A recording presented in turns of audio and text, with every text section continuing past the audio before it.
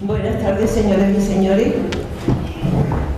Damos comienzo a la sesión pública y solemne de ingreso en esta Real Academia de la ilustrísima señora doña Rosa Díaz. Tiene la palabra don Miguel Aguilar Jiménez, que hará la lectura del acta correspondiente. Señor presidente, señor alcalde, la Junta de Gobierno de esta academia sometió a examen la propuesta formulada por los académicos de número doña Concepción Ortega Casado, doña Carmen Baena Llerón y don Vicente Mazón Morales para el nombramiento como académico correspondiente en Sevilla de doña Rosa Díaz Martínez, que reuniendo los requisitos estatutariamente requeridos para ello y a tenor de lo dispuesto en el artículo 15 de los estatutos, se llevó a pleno para su toma de consideración. La Junta Plenaria de Académicos de esta institución, en sesión ordinaria celebrada el día 25 de abril de 2018, como punto sexto del orden del día, conoció la propuesta y sometida a la misma votación, obtuvo el voto favorable de la mayoría absoluta del número legal de académicos numerarios en posesión del cargo. En consecuencia, la Presidencia declaró electo como nueva académico correspondiente en Sevilla a la ilustrísima señora doña Rosa Díaz Martínez. De conformidad con lo que establece el citado artículo 15 de nuestros estatutos, se le notificó el nombramiento, que aceptó formalmente por escrito de fecha 29 de mayo siguiente, mostrando el agradecimiento a la Academia por el honor conferido. Y para proceder a la entrega de la medalla corporativa y del diploma acreditativo del nombramiento, así como para que la nueva académica correspondiente pueda dar lectura a su trabajo de ingreso y con ello hacer efectiva su incorporación a esta real institución, ha sido convocada por la Presidencia de la Academia esta sesión extraordinaria, pública y solemne que hoy celebramos. Muchas gracias. Por favor, de pie.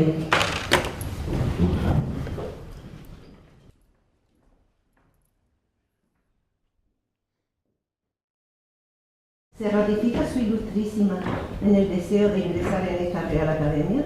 Lo ratifico. En nombre de la Real Academia Rey Vélez de Guevara, confirmamos vuestro nombramiento como académica correspondiente en Sevilla. Puede utilizar sus atributos y ocupar su tribuna pública. En nombre de la Academia, le hago entrega de la medalla corporativa.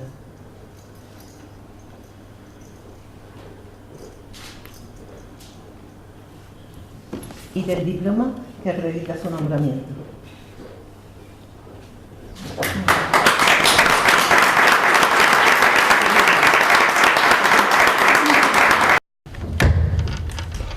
Ilustrísimo señor alcalde del excelentísimo Ayuntamiento de Écija, ilustrísimos señores académicos, ilustrísimas señoras académicas, dignísimas autoridades, señoras y señores. Me cabe hoy el privilegio de recibir como académica correspondiente en nuestra Real Academia a la escritora y poeta doña Rosa Díaz.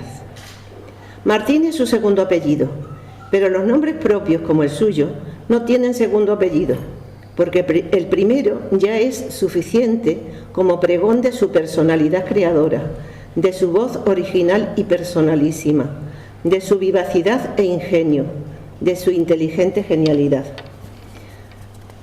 Con más de 40 títulos publicados a lo largo de su trayectoria, Rosa Díaz ha cultivado distintos géneros literarios, desde la poesía a la literatura infantil y desde el ensayo al artículo periodístico.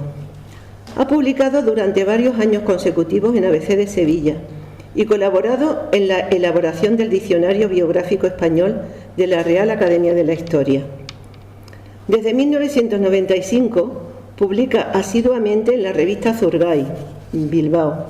Desde 2012 forma parte de la redacción de la revista Triana y, entre otras publicaciones literarias nacionales e internacionales, ha editado textos suyos Ánfora Nova, Córdoba, El siglo XXI, Sevilla, Papel literario, Málaga, Papeles de la Alacena, Universidad de Sevilla y Fundación Juan Ramón Jiménez de Mover, Heterogénesis, Suecia, Nayagua, Madrid, Turia, Teruel, Casa de las Américas, La Habana, Cuba, Entre dos orillas, Algeciras, Entre Ríos, Granada, Estación Poesía, Universidad de Sevilla, Anaquel, Editorial Agua Clara, Alicante. Tiene una extensa colección de obra publicada, de las que quiero mencionar La célula infinita, de donde parten las distintas líneas que van a configurar su obra poética: Casa Cripta, Tótem, El color de la sangre de las princesas, La palabra vivida, donde están recogidos sus 13 poemarios editados, y la primera versión de Los Campos de Dios. En cuanto a su poesía infantil, el Abecedario de Julieta inicia sus publicaciones en la editorial Hiperión y Adivina Adivinanza en Anaya. Cuenta con diversos premios literarios. No los voy a mencionar todos, voy a mencionar solamente algunos. Miguel Hernández, Alcalá de Guadaira, Fray Luis de León, Fray Bernardino de Sahagún, Aljavive, Ciudad de Jaén, que fue en 2003, Charo González de Literatura en 2013, de Literatura Infantil. Hoy la recibimos como académica correspondiente en Sevilla, pero no es la primera vez que interviene en nuestra academia.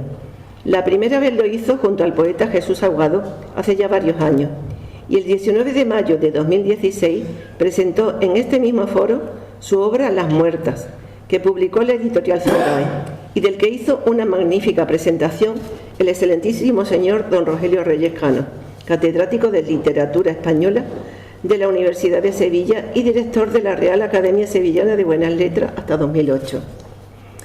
Es mucho lo que se ha escrito sobre Rosa Díaz.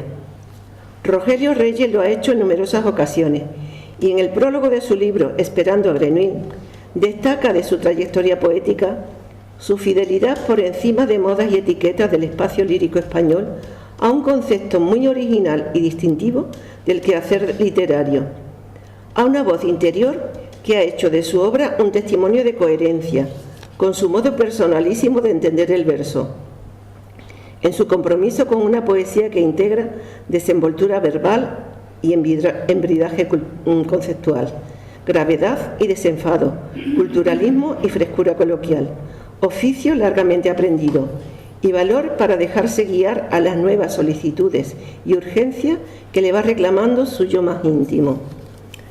Sincera veracidad conceptual, un decir doliente y desgarrado, con leves cargas de ironía, valiente, libre y desenfadada, sabe lanzar al mundo sus grandes perplejidades existenciales con una autenticidad y una coherencia expresiva dignas de ser consideradas en la poesía española de este tiempo. Utiliza hermosas o desgarradoras imágenes, a veces surrealistas y enigmáticas, que no nos dejan en ningún momento impasibles. Al contrario, nos arrastran en una vorágine de sensaciones y perplejidades. El magisterio de Rogelio Reyes no deja lugar a dudas sobre la excelencia de la escritora que hoy viene a aumentar la nómina femenina de académicas correspondientes y que me honro en recibir. Esta poeta, que ha afirmado de sí misma que no ha tenido nunca patria, ni rey, ni paraíso, se siente sin embargo vinculada a la humanidad doliente, siempre desde una perspectiva inclusiva de mujer y a la vida originaria y plena que se expresa en los restos de civilizaciones barridas por el tsunami noroccidental, la globalización y la tecnolatría, dice de ella Ángel Luis Prieto de Paula en su prólogo de Las Muertas. Rosa es una escritora, además de original, fuertemente vital, con una voz libre, sin sometimiento alguno a normas y directrices, pero también reflexiva y profundamente comprometida con el dolor y el sufrimiento de la humanidad, haciendo sonar su voz estremecedora, descarnada, cruda, realista, sobrecogedora, como un aldabonazo a nuestras conciencias instaladas en el confort y el bienestar. Leo unas estrofas de Las Muertas. Yo amo la morada de tu casa, el lugar en que se asienta tu gloria. Déjame que entre en el patio del pozo. Déjame que vea a lo lejos que estoy sobre el círculo negro de esa agua. Déjame, y cuando intuyas que quiero ir a por mí, echa el cubo. Y sácame con los ojos y las trenzas secas, andando entre los geranios. Yo amo la morada de tu casa, el lugar en que se asienta tu gloria. Alzando su voz, ella da la mano a las maltratadas, camina con ella, se hace amiga y compañera solidaria y cercana a las mujeres que rogaron. Guárdanos como a las niñas de tus ojos. Guárdanos como a la niña de tus ojos, pero la sorprendieron en sus casas y a medio arreglar, o maquilladas y a punto de coger el autobús, en las escaleras, en las calles, en los parques infantiles y hasta en los territorios marcados con órdenes de alejamiento. Guárdalas como a las niñas de tus ojos, porque te digo que las atacó el hombre, sus hombres, los que llevaban una garra mortal en la última caricia, y las dejaron muertas, y al auspicio de las ambulancias. Duro, estremecedor acercamiento de Rosa al sufrimiento diario de esas mujeres con cicatrices y con heridas en la piel y en el alma. Pero no solo a la mujer maltratada dedica sus versos, sino a la humanidad doliente, a los refugiados, a los perseguidos, a los que huyen de la calamidad. Su voz puede ser un grito o una caricia, puede volar a las alturas o enternecerse con escenas domésticas y cotidianas, con infinitos registros y matices. Han estudiado su obra, aparte de ella, además de Rogelio Reyes Cano, Juan de Dios Ruiz Copete, José María Barrera, Francisco Morales Loma, Ángel Luis Prieto de Paula, Elena Barroso, María José Porro, etc. Uno de sus premios, concretamente el Fray Luis de León, tuvo protocolo real y fue invitada al Palacio de Oriente. Hoy nos trae en su discurso de ingreso a 4 mujeres escritoras: Santa Teresa de Jesús, Sor Juana Inés de la Cruz, Rosalía de Castro y Juana de Ibarburu. Curiosamente, 2 de ellas escribieron dentro de las paredes de un convento. Quizá porque encerrarse entre esas paredes era una forma de huir de la falta de libertad exterior. También aquí en Écija, en el convento de las Marroquíes, profesa en 1651 Sor María de San Agustín que dejaría en el convento una hermosa obra poética, cuyo estudio corrió a cargo de las investigadoras doña Piedad Bolaños Donoso y doña Marina Martín Ojeda, siendo publicado por la Biblioteca Cijana Martín de Roa. Para terminar con mi presentación, permítanme que lo haga con un soneto suyo, porque ella tiene tantos registros, tantos matices y tantas formas literarias que domina todo el verso. Y por tanto es también una magnífica sonetista. Quisiera pedir tregua a la palabra y hacerme del silencio un armisticio. Si es cerrarme la boca el sacrificio, lo acepto, no pedidme la palabra. He labrado un Babel como quien labra un muro y una cruz y un precipicio. Si discutí con Dios, Él no me quiso y anduve en la pezuña de la cabra. Y he sangrado palabras por la boca y he matado palabras concebidas y he puesto el verbo amar en la picota. Traigo en la papeleta de la vida un examen oral con mala nota. Ya veis, la asignatura suspendida. Rosa Díaz, tienes la palabra.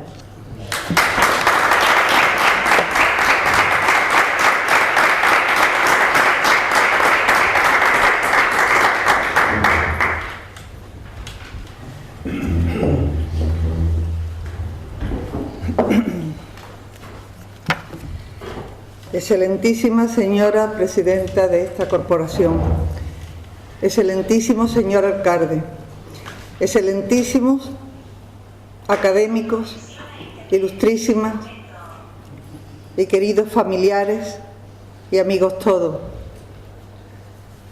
Primeramente, dar las gracias a la persona que me propuso y a esta academia que me aceptó. Ayer hablando por teléfono, me dijeron: estarás muy contenta.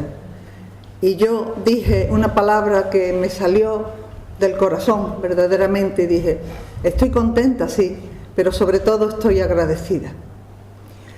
Yo, la primera reacción que tengo en esto es mucho agradecimiento. Para mí es un honor estar entre estas paredes y que se me haya acogido. Solo quiero y pretendo que mi obra y mi persona se haga digna de estar aquí entre vosotros.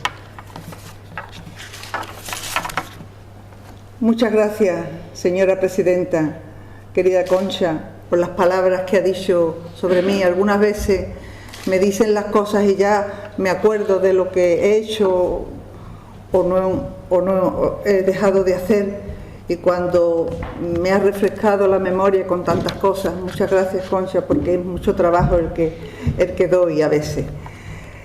Y hablar de las mujeres que traigo.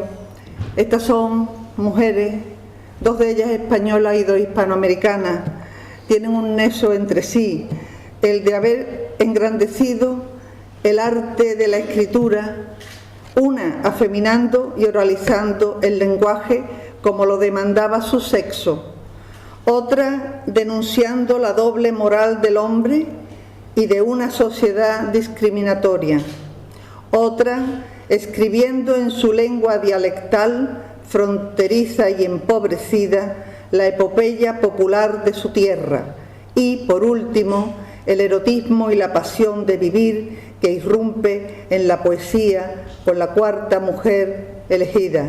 Las 4 son autodidactas y las americanas tienen parte de sus raíces también en España, una en Galicia y la otra en Andalucía.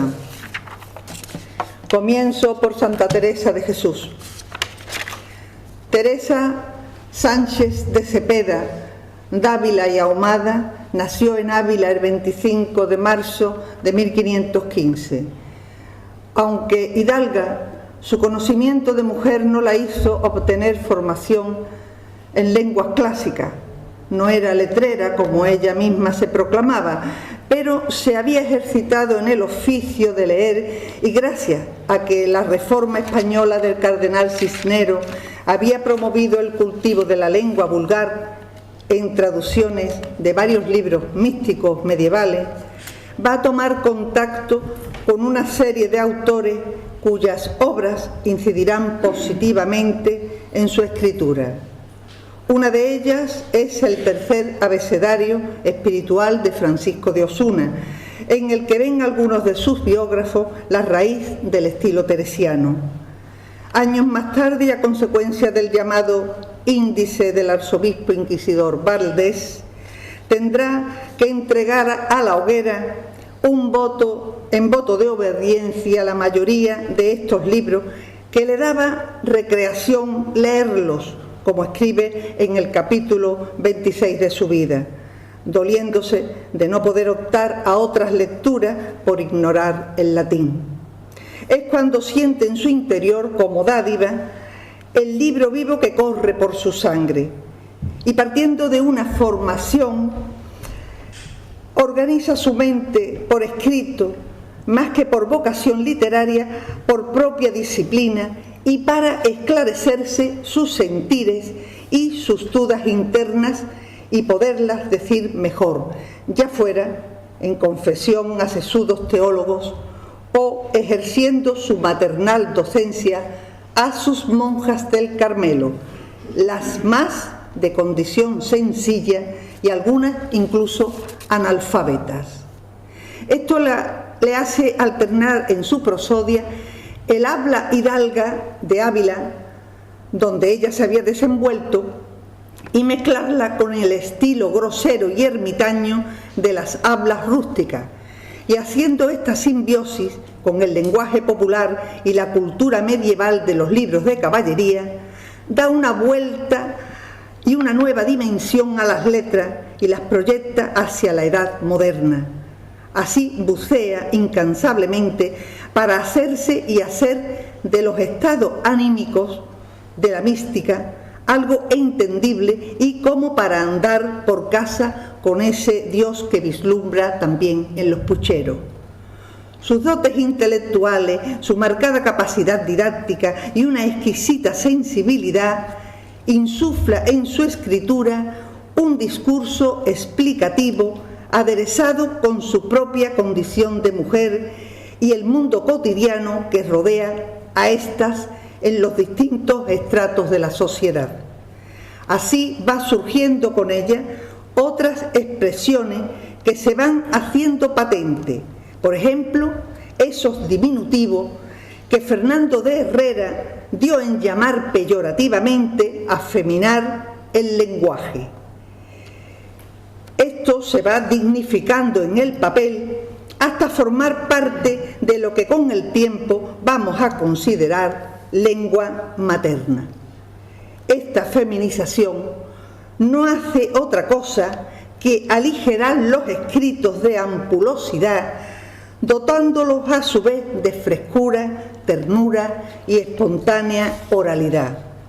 Si ya en el siglo XVI Juan de Valdés y otros escritores toman por lema estilístico "escribo como hablo", Teresa, según Menéndez Pidal, habla por escrito. Parece que juega en desventaja con sus homónimos del trivium y el quadrivium, pero la estilística que lleva a cabo va a poner veracidad a su prosa, pasión a su poesía y objetividad crítica y sentido del humor a su línea epistolar. La mujer que iba como desatinada y embriagada encuentra el sentido horaciano de lo concreto. Su uso de palabras antitéticas no es juego retórico, sino esclarecimiento psicológico. Su no entender entendiendo, que en el capítulo 18 de su vida están recogidas en cursiva porque ella las pone en boca del Señor, lo toma San Juan de la Cruz como estribillo temático en alguna de sus coplas, para expresar en lo posible el raciocinio del éxtasis también a él. El lenguaje teresiano daba explicaciones como: el entendimiento sí se entiende, no se entiende como entiende, al menos no puede comprender nada de lo que entiende. Semejante debatir hace que Leibniz encuentre en ella la confirmación de su sistema filosófico y destaca de la obra de Teresa la idea de que el alma debe concebir las cosas como si en el universo solo existiesen ella y Dios. Pura mística o pura psicología, puro apasionamiento amatorio y condición verbal para expresar con lenguaje emocional y hacer entender el análisis de los propios estados psíquicos.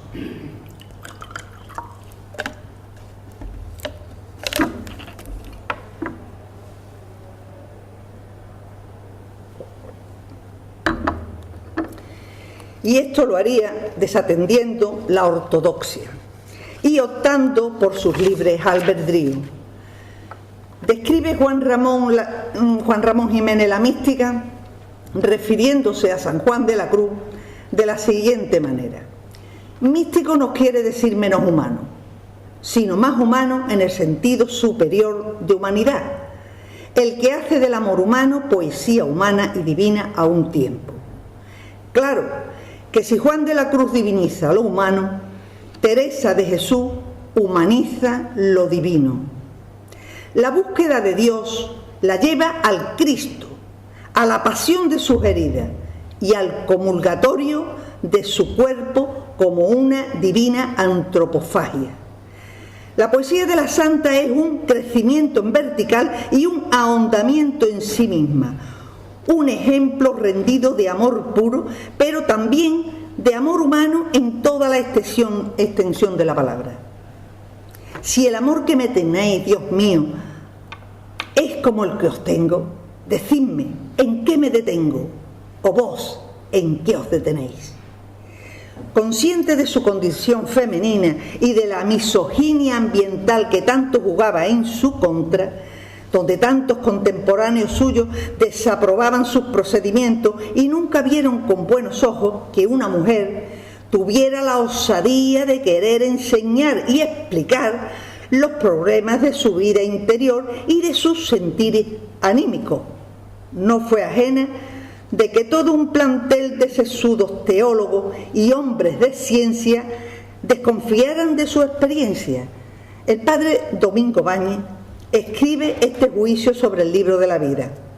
Tiene muchas revelaciones y visiones de las cuales siempre son de mucho temer, especialmente en mujeres, que son más fáciles en creer que son de Dios y poner en ellas la santidad. Y con este pensamiento la amenaza con quemar el manuscrito por el desconcierto causado ante el Santo Oficio, que había iniciado una moción oficial contra él porque no convenía que escritos de mujeres anduviesen en público. Y precisamente, y llegando a este punto, tendremos que recordar los tiempos recios que también vivió la santa en la ciudad de Sevilla, donde tuvo su más peligroso encuentro con la Inquisición debido a unas malévolas acusaciones que se hicieron al tribunal sobre las carmelitas de la calle Armas, que al parecer practicaban la oración mental y así cruzaban la barrera de la ortodoxia. Los inquisidores Páramo y Carpio, este último tío de Lope de Vega, cursaron carta al Consejo de la Inquisición de Madrid pidiendo cómo resolver con persona tan prestigiada ya como la Madre Teresa de Jesús en estos vericuetos. La carta está firmada en el Castillo de San Jorge, sito en el arrabal de Triana. De su calvario sevillano escribe a su sobrina María Bautista lo siguiente: la injusticia que se aguardan en esta tierra es extraña, la poca verdad, las dobleces. Yo le digo que con razón tiene la fama que tiene. Bendito sea el Señor que de todo se saca bien. Cabe también decir que con estos inquisidores y en la ciudad de Sevilla se pone punto y final a tan escabrosas y dilatadas acusaciones. También me parece de destacar la ironía y el sentido del humor con el que la santa nombra a algunos de sus contemporáneos, tal como hace con San Juan de la Cruz, refiriéndose a él como mi senequita por su corta estatura y larga inteligencia, y de ella misma decía que era una baratona y negociadora por las cosas de Dios y de la orden. Esta mujer, en el siglo XVI, adopta una posición estilística por extremadamente sencilla, particularmente notable por su máxima espontaneidad y originalidad, así como efectiva para interpretar los difíciles y comprometidos parámetros metafísicos. Cuando en 1907 se traduce al francés su obra, la Congregación Carmelita de París escribe: en ella no hay cosas copiadas de otro, no hay estudios previos ni laboriosas indagaciones, sino facultades brillantes, una sensibilidad exquisita e intuiciones filosóficas relevantes. No obstante, Teresa, como trabajadora audaz y emprendedora incansable, muestra una doble vertiente de inquietud y desvelo espiritual si sopesamos la otra faceta que se propuso llevar a cabo acometiendo la renovación del Carmelo y haciéndolo con la energía y la política suficiente para poder llevar a buen puerto y con éxito el importantísimo capítulo de las fundaciones. Escribe Pascal que cuanto más tiempo nos aleja de la obra de Teresa, tanto más se agiganta su figura. Murió en Alba de Tormes el 4 de octubre de 1582. Hablar del nacimiento de Sor Juana Inés de la Cruz lleva siempre a un punto de oscuridad, ya sea por la rama paterna, por el año en que se fecha su nacimiento. Hay un interrogante entre 1648 y 1651, e incluso entre el apellido Asbaje, con S y B, del caballero vizcaíno Pedro Manuel de Asbaje y Varga, y Azbaje, con Z y V, del fraile Francisco de Azbaje. En el testamento de su madre, la criolla Isabel Ramírez de Santillana declara ser madre de 6 hijos, 5 mujeres y un hombre, todos naturales. Parece que queda más claro el origen de la rama materna. Pedro Ramírez de Santillana y Beatriz Rendón, abuelos maternos de Sor Juana Inés, eran de origen andaluz y venían de Sanlúcar de Barrameda, de mediano pasar y arrendatario de dos haciendas, la de Nepantla, donde nació Juana Inés, y la de Panollán, donde creció. Aprendió a leer a los 3 años y en la biblioteca de su abuelo materno se aficionó a los libros. Quiso ir a la universidad, incluso estaba decidida en vestirse de hombre por amor a aprender. No le fue posible, aunque su vida se forjó en una búsqueda reflexiva y constante del conocimiento. En aquellos tiempos, la cultura era cosa de hombre y para el hombre, y la mujer solamente podía acceder a ella por 2 puertas falsas, la corte o la iglesia. Ella probó en ambas y a la edad de 15 años ingresa como dama de compañía de la virreina Leonor María Carreto, marquesa de Mancera, dando verdaderas muestras de ser una joven enciclopédica. Es cuando deja de firmar como Juana Ramírez, el apellido de su madre, y lo hace como Juana de Asbaje, con S y B, reconociéndose hija del caballero vizcaíno. Todo se hace complejo alrededor de esta mujer. Tampoco queda claro la decisión de salir de la corte en un momento álgido y de esplendor en su vida y tomar el hábito de las carmelitas descalzas, de cuyas estrictas reglas renuncia 3 meses más tarde para entrar en la orden de las Jerónimas en el convento de Santa Paula para criollas, cuyas observancias eclesiásticas gozaban de más flexibilidad y daban cobertura a su verdadera vocación, la investigación y la escritura. A pesar de su condición de hija natural, era lo suficientemente atractiva para haber hecho un matrimonio digno. Es una decisión que deja a sus biógrafos lagunas e interrogantes de toda índole. También la intersexualidad. Contaba 19 años. Su extensa creación iba a estar muy apoyada por los virreinatos españoles, ya que a los varones les servía de morbo codearse con una mujer de tantos conocimientos, y entre las féminas se destacaron algunas que pagaron sus primeras publicaciones. Buena parte de su obra fue hecha por encargo y abarcaba, además de la poesía, varios tratados y métodos musicales, teatrales, literarios y científicos. Esta labor cultural y creativa la hace no aceptar ser abadesa por no interrumpir su labor comprometida con la escritura, quedándose con los cargos de archivera y administradora del convento. Habitaba en una celda de 2 pisos, disponía de una criada y, lo más importante, disfrutaba de la que sería la mejor biblioteca de México, la que ella construyó y a la que se le reconocía más de 4.000 volúmenes. La poesía de Sor Juana puede inscribirse dentro del culterarismo de inspiración gongorina y a veces en el conceptismo de Quevedo, mas su ingenio y originalidad la colocan dentro de una línea particular y fuera de cualquier escuela o corriente. Según Gregorio Luque, la obra de Sor Juana representa la mente moderna del continente.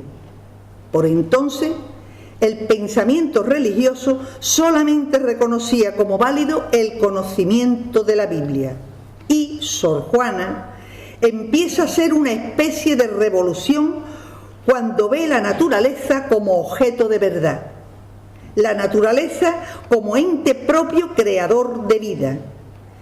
Entre los teólogos que elogian la edición del 2º tomo de sus obras, publicado en Sevilla en 1692, hay uno que, asombrado de su ingenio, escribe con toda inocencia, lo digo porque luego se disculpa, que la autora de esos conceptos no es mujer, sino hombre con toda la barba. Ese pensamiento machista ha llegado hasta nosotros. El sesudo Unamuno llamaba a los malos poetas poetizos y con la palabra poetisa Francisco Umbral evocaba las tortas de Inés Rosales. Y es que esta monja se interesaba por otras muchas cosas, entre ellas la política opresora que le tocó vivir. De ahí sus conocidas redondillas tan trascendentales y tan arriesgadas en el tiempo en que fueron escritas, que denunciaban y criticaban la vida galante, la doble moral del hombre y de la sociedad, y se alzan como el primer documento testimonial femenino escrito inteligentemente en defensa de su propio sexo, amén de su pensamiento, expresándose y haciéndose patente de que la mujer debería participar de los mismos derechos que el hombre y, así como él, tener acceso al conocimiento y la cultura. Escribe una carta además, la carta atenagórica, dirigida a Sor Filotea, un seudónimo con trampa del obispo de la Puebla, Manuel Fernández de Santa Cruz, donde rebate un sermón del teólogo jesuita Padre Vieira, cuestionando las distancias entre el amor divino y el amor humano, lo celestial y lo terrenal, y constituyendo así un ensayo autobiográfico y una declaración de principios intelectuales. Esta epístola privada cambiaría el curso de su vida.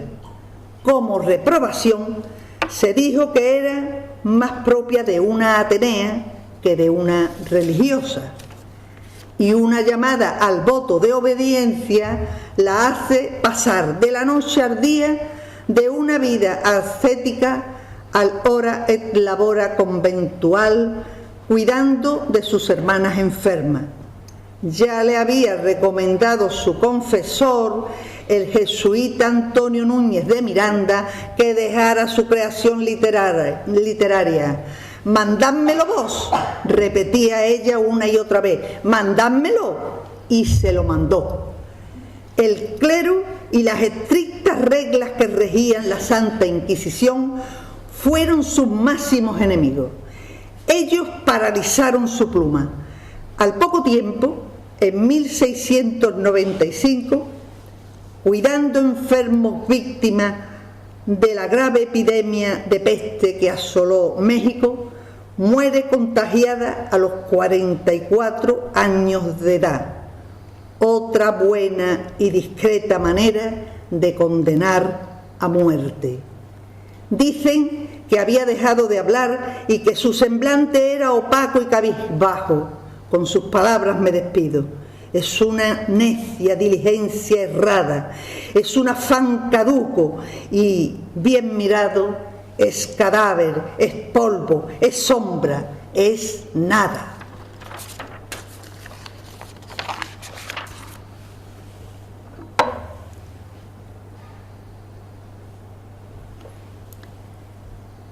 La voz de Rosalía de Castro se hace patente desde la orfandad y el infortunio personal, que trasciende a toda su obra. Nace en Santiago de Compostela el 24 de febrero de 1837, hija natural del sacerdote José Martínez Biojo y María Teresa de la Cruz Castro y Abadía, una hidalga soltera de la baja nobleza gallega con escasos recursos económicos. Fue bautizada a las pocas horas de su nacimiento en la capilla del Hospital Real con los nombres de María Rosalía Rita, figurando como hija de padres incógnitos, aunque no pasa a la inclusa y queda a cargo de María Francisca Martínez, su madrina. Pasa su niñez en Castro Orduño, La Maía, al cuidado de 2 hermanas de su padre. Y aunque hay poca información que confirmen ciertos hechos por razones obvias, no queda claro si con 5 o con 8 años pasa a vivir con su madre. Quizás este hecho se relacione con el fallecimiento de su abuelo materno, don José de Castro, pero este acercamiento crece en empatía y no dejará a la poetisa de hacer constar el amor y la compasión que siente por ella en el poemario A mi madre, por todo el cariño ocultado y todos los sufrimientos padecidos. Parece que fue escasa la formación intelectual de Rosalía. Sus biógrafos la sitúan en las aulas de dibujo, música de la Sociedad Económica de Amigos del País, donde desde la escuela primaria mostrará aptitudes para versificar y condiciones excepcionales para la música, ya que tocaba el piano y otros instrumentos. El que más tarde sería su marido, Manuel Murguía, dice de ella que si se hubiera dedicado a la música, hubiera sido tan buena compositora como buen poeta. Digo buen poeta, recojo este dato del prólogo de sus obras completas, editada por Aguilar, cuyo prólogo está escrito por Victoriano García Martín y donde también encuentro la misma expresión firmada por Azorín. Otra mujer cuyo talento natural y su su vocacional dedicación la van a convertir en una personalidad relevante de la literatura, llevando a cabo la culminación del Resurgimiento gallego. En su juventud se instala en Madrid al cuidado de un familiar materno.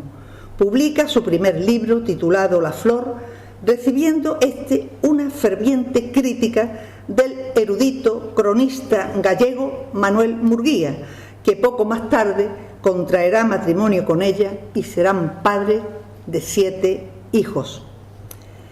La poesía rosaliana utiliza el yo subjetivo con sus propias vivencias y sentimientos como manifestación y motivo fundamental de su creación, construyendo una importante obra con sus propios estados anímicos.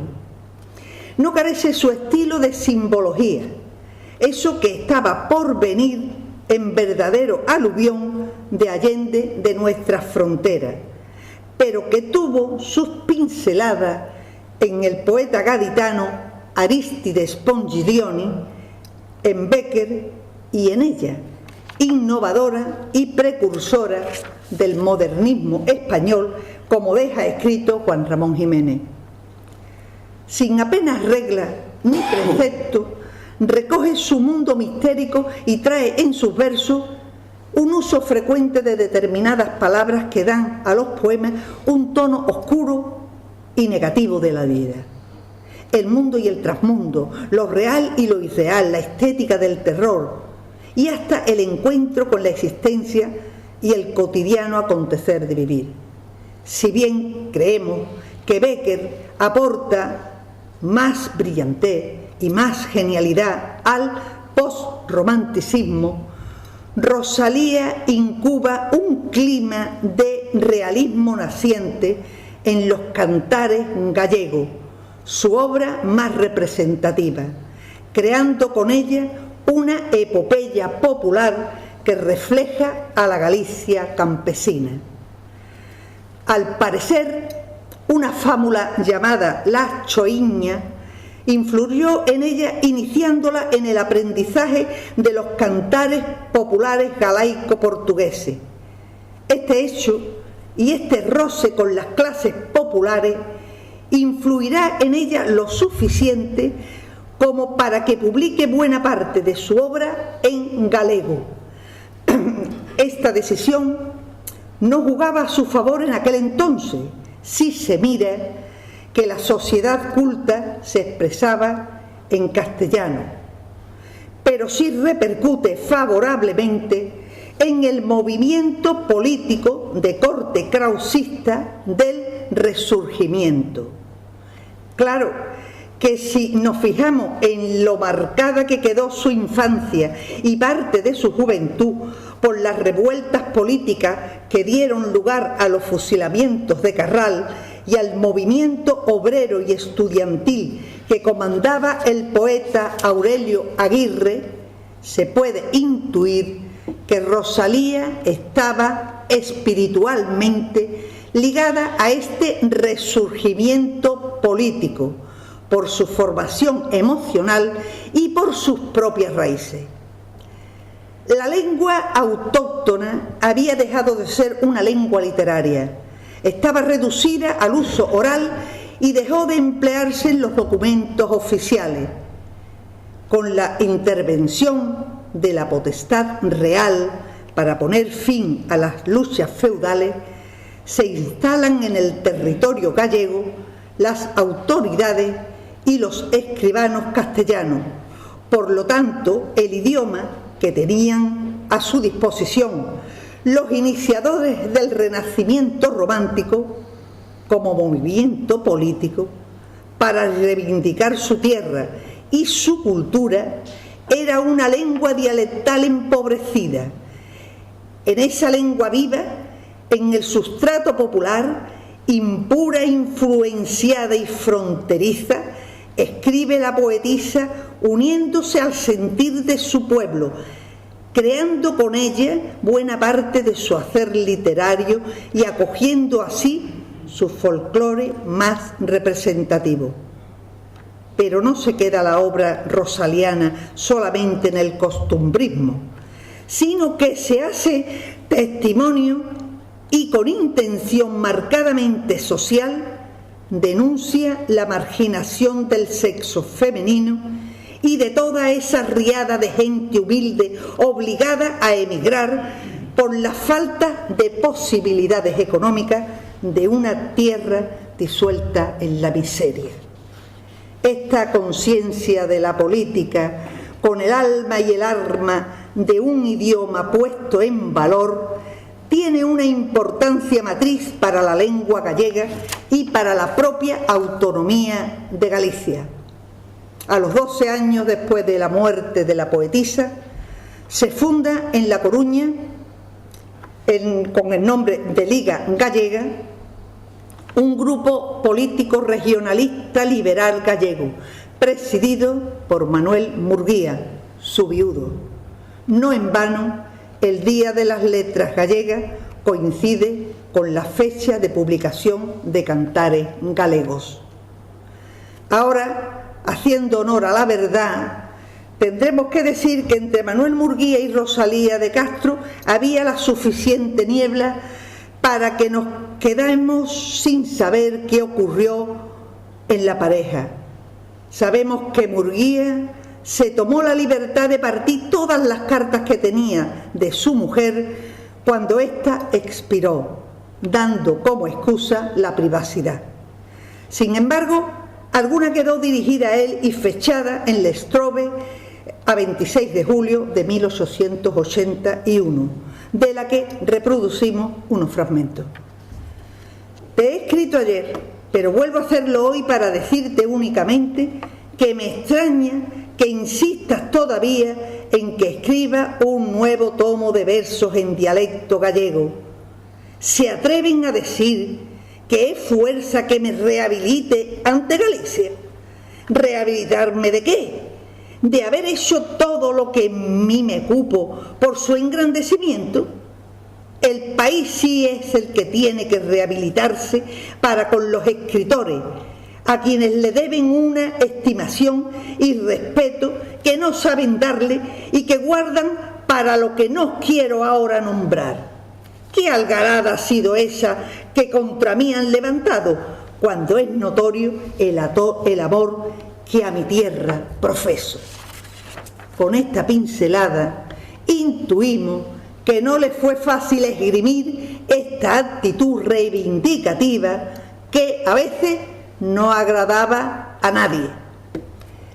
Hay otra carta de Rosalía de Castro que está recogida por Carmen Martín Gaite y dejo constancia de ella por todas las mujeres que han padecido o pueden estar padeciendo esta circunstancia dentro y fuera de nuestra frontera. No he conseguido su fecha ni a quién va dirigida, pero se queja de la sociedad en general, de la visión machista y de la misoginia femenina que también ha existido y existe. Ser escritora, qué continuo tormento. Por la calle te señalan constantemente y no para bien. Si vas a la tertulia y hablas de algo de lo que sabes, te llaman bachillera, que lo quieres saber todo. Si vives apartada del trato de la gente, es que pasas el día en deliquios poéticos y la noche contemplando las estrellas como Don Quijote. Las mujeres ponen de relieve hasta el más escondido de tus defectos y los hombres no cesan de decirte siempre que pueden que una mujer con talento es una verdadera calamidad. Si alguno, estimándote en lo que vale, desprecia necias y erradas alusiones, ay de ti entonces, ya nada de cuanto escribe es tuyo. Tu marido es el que te escribe y tú la que firma. Por lo que a mí respecta, se dice muy corrientemente que mi marido trabaja sin cesar para hacerme inmortal. Murió de cáncer a los 48 años de edad. A propuesta de la Real Academia Gallega y para celebrar el centenario de la publicación de sus cantares gallegos, tiene como resultado la declaración del Día das Letras Galegas. Como chove miudiño, como miudiño chove, como chove miudiño, por la banda del Aiño, por la banda del Estrobe. Y termino con Juana de Ibarburu. Juana Fernández Morales nace en la ciudad de Melo, Uruguay, el 8 de marzo de 1892, de padre español, nacido en Villanueva de Lorenzana, Lugo, y madre criolla, nacida en Tacuarí, Cerro Largo. Según nota biográfica, Juanita es una niña como las demás, confirmando la expresión escrita por la propia Juana en Chico Carlos. Pero no es muy usual que una niña empiece a escribir versos y publique sus primeros poemas en el Deber Cívico de Melo entre los 9 y los 12 años, haciendo la cuenta de los 3 que la poetisa dio en quitarse. Hace sus estudios primarios en una escuela religiosa y pasa a la pública. En ambas se confirma el comportamiento díscolo de una alumna que solamente está dispuesta a las asignaturas de su interés. Y una serie de lecturas sin ningún método irán configurando la base de su conocimiento. Juana tiene facilidad para las preceptivas literarias, el don del ritmo y toda la vida por delante. A los 23 años contrae matrimonio con el capitán Lucas Ibarburu, del que estaba totalmente enamorada y del que cogerá el apellido que consagrará en las letras hispanas. Nace su único hijo y al poco tiempo se instala en Montevideo. Sus primeros poemas, publicados en el periódico La Razón de la capital uruguaya con el seudónimo Janet Ibar, pasan a formar parte de las lenguas de diamante, en cuya semblanza sobre la autora, firmada por Ventura García Calderón, diplomático y escritor peruano nacido en París y un modernista de espíritu refinado, la describe como una poetisa anterior a la conquista, risueña, desmelenada y sin velo, como la linda hechicera que pintó Goya ahorcajada sobre un macho cabrío. Siempre he pensado que las voces que nos vinieron de América nos hicieron más libres sin duda alguna.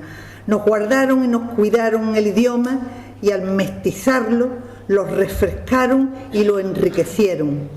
También nos hicieron más ancestrales y más panteístas.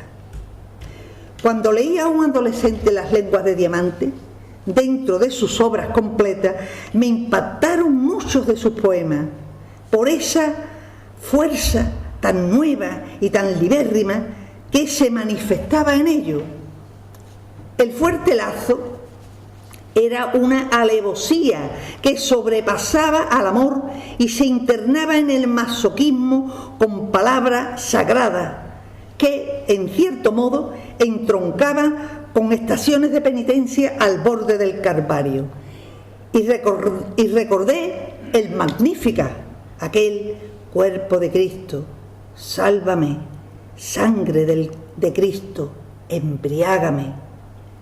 Una mujer desde la orilla americana levantaba los paños del altar diciendo cosas tales: sangre del costado, manaré, mi amado, qué broche más bello, qué joya más grata, que por ti una llaga color escarlata. Una provocación, un descaro, un envite hormonal. La poetisa demandaba una entrega que fuera más allá de la entrega. Necesitaba toda una martiriología de disciplina para poseer no el cuerpo del amado, sino los parámetros complejos de su psique. Aquello era una antífona pagana conculcando el amor y el lado oscuro de las pasiones. Hay poetas que lo son y merecen nombrarlos así por un solo poema, y esa gracia se la concedo a Juana, aunque solamente hubiera escrito el fuerte lazo o el soneto en alejandrino rebelde. Pero creo que es justo hacer alusión a la también poetisa uruguaya Delmira Agustini, 6 años mayor que ella, que sería su precursora y de la que Rubén Darío dice que había llegado a la cúspide de la literatura hispana cantando el erotismo del amor. Esta Delmira Agustini ya decía: Eros, yo quisiera guiarte, Padre ciego, pido a tus manos todopoderosas su cuerpo excelso derramado en fuego sobre mi cuerpo desmayado en rosas. Así tendida soy un surco ardiente. Esta poetisa muere a los 28 años a manos de su marido, violencia de género. Y pudiera decirse que su muerte deja a Juana, temperamento afín, sin nadie con quien poder competir, y arrasa con su primer volumen hablando de su alma desnuda con el puro impudor de los frutos. Es la del olor a membrillo en su ropa íntima, la de la blonda cabellera como una ala negra, la que se embadurna los labios de fresa silvestre para que las deguste la boca de su hombre. Con Juana se vislumbra la película 9 semanas y media. Su sensualidad se hace cómplice del lector y establece con él una sinergia positiva. La frescura, el desenfado, la vitalidad que transmiten sus escritos no necesita élite que se haga cómplice de su pensamiento. Su palabra, aun con lo exótico del modernismo y sus alusiones mitológicas, se siente como un animal palpitante. Esa humanidad en fusión con la naturaleza misma y por ello rebelde a veces, es la que encuentra respuesta en ese mundo que parecía la estaba esperando para desterrar la nostalgia y acatar la alegría y la carnalidad de vivir. El escritor y diplomático mexicano Alfonso Reyes dice de ella: una cosa leve y terrible, una mujer se ha adueñado de las palabras. Los cursos de verano de Montevideo de 1938 reúne a las 3 voces femeninas más significativas de América, y cuenta su biógrafa, Dora Isela Russell, que aquella tarde vibró por la palabra de una Juana joven y bella, de Gabriela Mistral, varona fuerte, y de una Alfonsina Storni, dulcemente fea. De ese acto entresaco unas palabras que Gabriela Mistral dedicó a la poetisa, a la poesía de Juana. Su misterio es el peor de todo, el de lo luminoso y no el de lo sombrío. La simplicidad, el instinto radioso, el candor y la pureza de las potencias son más dificultosos de entender que la oscuridad, el pecado y la degradación de las facultades. Esta misma sensación se sigue captando en Raíz salvaje y en El cántaro fresco, en prosa poética, donde la autora prosigue por sus mismos itinerarios de ternura doméstica y donde se hace patente ese campesinado de Tacuarí al que nunca renegó. En La rosa de los vientos, la poetisa intenta situarse en un grado de madurez meditativa, pero no lo logra, ya no lo consigue. La generación siguiente exige más y sus lectores siguen queriendo de ella su perenne juventud casi agreste, esa que poco a poco se va agotando. Empieza su declive y deja de editar poesía durante un gran periodo de tiempo, publicando solamente alguna prosa, de la cual destacaría Chico Carlos y Los sueños de Natacha. Pero todos estos años han sido excesivamente milagrosos y pródigos para Juana, y le han colmado de reconocimiento. Su vida llega a ser una vorágine de actos oficiales, conferencias y requerimientos en universidades y foros culturales. Es archipremiada, obtiene la nombradía de Mujer de las Américas, el Premio Nacional de Literatura que institucionaliza su país con ella. Se incorpora como miembro de número a la Academia de Letras de Uruguay. Le conceden el rango de huésped de honor de la Ciudad de México y la Orden de Carlos Manuel Céspedes de Cuba, y el reconocimiento europeo se rubrica concediéndole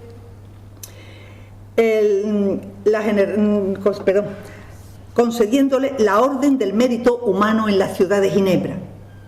Reconocimientos más oficiales y más sociales que intelectuales, puesto que la generación del 45, que ha crecido con Juana, la siente cursi y oficialista. Eso ocurre algunas veces cuando la juventud te premia, en la juventud te hace casi una mala pasada. Tener suerte casi no es ni suerte, porque no te deja profundizar ni ahondar en la obra. Y esto le pasó a Ana. La vorágine le impidió crecer y ahondar. No todo ha ido bien en la vida de Juana. Han muerto sus padres, el volumen de derechos de autor ha bajado considerablemente, su matrimonio se ha distanciado lo suficiente como para pensar que no era buen maridaje un militar y una poetisa famosa. Queda viuda, y a partir de la última biografía que le hacen, se sabe que Juana había sido víctima de la violencia de género. Cuando va a cumplir 60 años, Juana va a consolidar su otro escándalo, al enamorarse de un médico argentino llamado Eduardo de Robertis, que cruza el Río de la Plata huyendo del gobierno de Juan Domingo Perón, casado, con hijos y 20 años menos que ella. Con él vuelve a sentir de nuevo el amor, ese divino amor con el que reza subtitulado su libro Azor. Y siguiendo el curso de su decrepitud, no puedo dejar de recordar esa frase recogida en una de sus entrevistas, donde Juana dice: si yo fuera presidentesa de una república de las letras, encerraría o electrocutaría a toda poetisa que tuviera más de 40 años o pesase más de 55 kilos. Juana levantó pasiones, pero ya había llegado a su propio sarcasmo. Y vinieron las noches de insomnio, los barbitúricos, la anorexia y la morfina.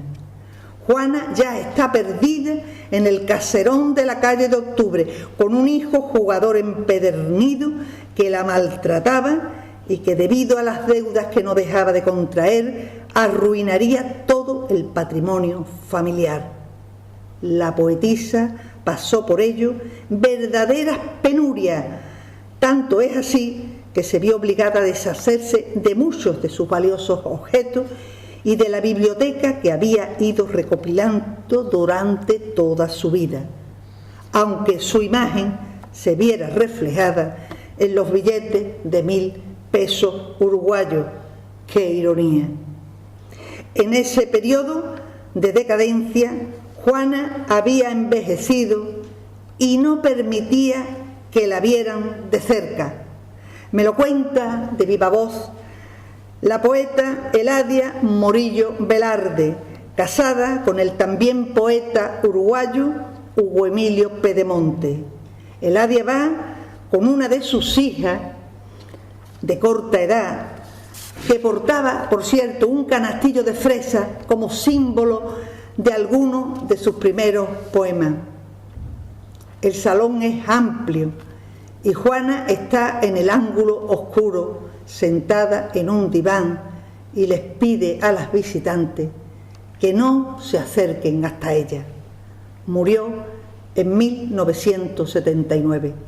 Quisiera recordarla bajo su manto esquivo, cual conquista de vándalo. Muchísimas gracias.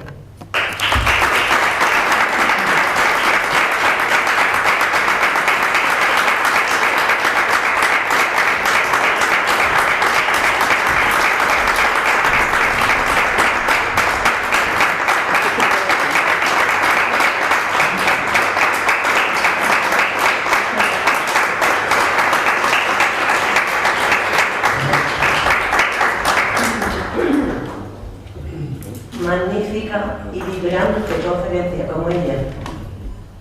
Muchísimas gracias, Rosa. Estamos orgullosos de tenerte en nuestra nómina. Eres muy bienvenida. Te acogemos con un afecto y un cariño como tú te mereces. Y se levanta la sesión. Buenas noches.